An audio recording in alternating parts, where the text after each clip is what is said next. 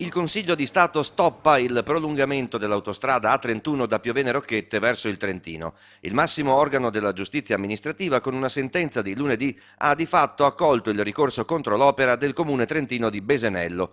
Una sentenza destinata ad avere pesanti ripercussioni sul progetto. Besenello contestava la Valdastico Nord come antieconomica e dall'impatto ambientale devastante. Il ramo nord doveva partire da Piovene e attraverso Cogollo del Cengio proseguire fino a Casotto di Pedemonte e ipoteticamente sfociare a sud di Trento, in Val Garina.